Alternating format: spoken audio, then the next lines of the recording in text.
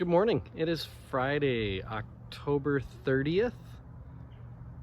My name is Jason Stanton. I serve First Lutheran in Onalaska as senior pastor, and this is my morning musing. Um, I am in the process of recording some pieces for Bible readers, and we're finishing up the book of Judges. And I have not looked this closely at the book of Judges since seminary, so probably 20 years since I've really thought about what God is up to in Judges, and how I've been amazed at how many parallels I feel there are to what's happening in Judges and what's happening in our own world. So much chaos happens from the beginning to the end of Judges. You know, the people of God have been freed from slavery in the book of Exodus. They have, under the leadership of Moses and Joshua, made their way into the Holy Land. And then once they're there, they start to falter. And a bunch of these disparate tribes that are all over the hill country, they start to forget the ways of faithfulness that have secured their fellowship, their community, and their safety, and they start to follow other ways. They are disobedient to God's commandments. That leads to some pretty awful behaviors, practices, and as they turn their back on God, they are led into some pretty awful places. And by the end of Judges, there's violence, idolatry, blind disobedience, war, and lots of atrocities like kidnapping, rape, murder, torturous awfulness is basically what's happening. The leaders are becoming more and more selfish, the judges, less and less willing to serve God and God's people. And actually, there's a lot of commentary to be read into Judges about what leadership means to God's people and how important it is to have leaders who are willing to lead people toward God, not away from God, and that their example as leaders is as important as anything else within the community.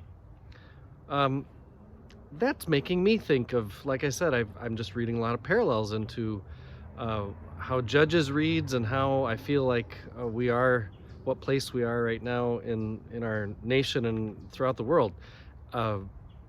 This week has been a pretty tumultuous one in our community, as you know, COVID numbers have not gotten better.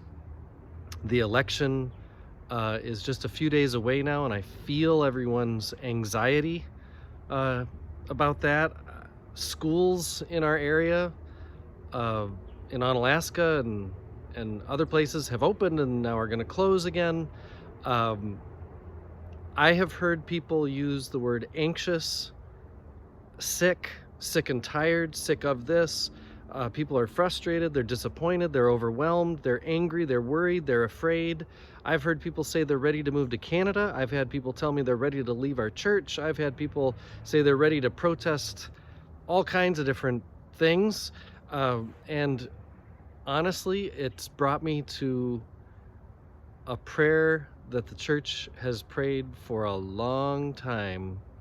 It's something that I've prayed whenever I have moments like these where I just feel unable to really meet the moment myself with any great words. That's typically what prayer is for me. It's using those words that take me to God, because my own words can't get there on their own.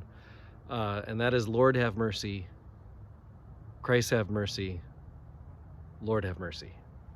That is the Kyrie. And worship that includes the Kyrie always centers me. You know, the confession and forgiveness that is typically toward the beginning of worship, that puts me in a right spirit.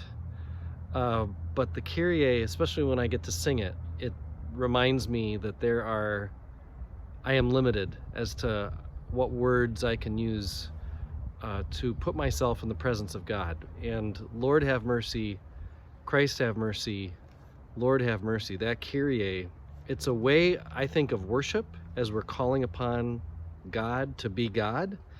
And it's also a request, a supplication, if you will. Please, God, have mercy.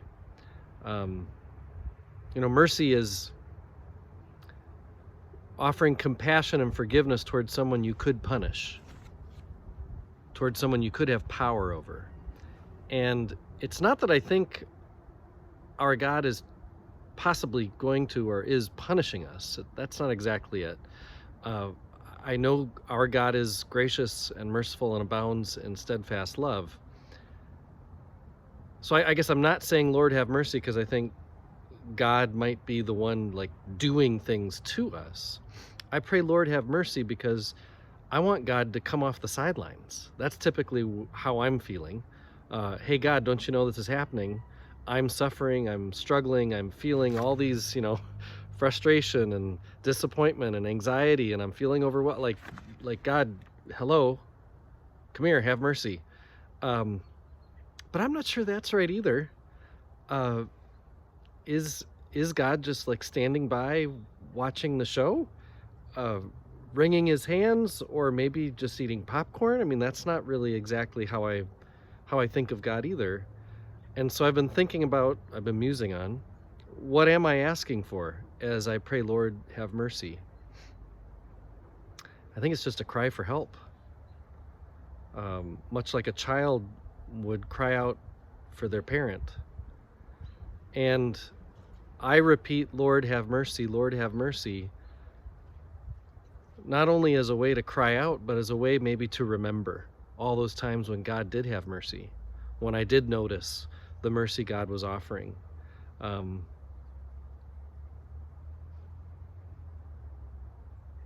When I read the end of Judges, what's amazing is all throughout those awful times that the judges were, the faithless judges were inflicting on God's people, and that God's people were participating in.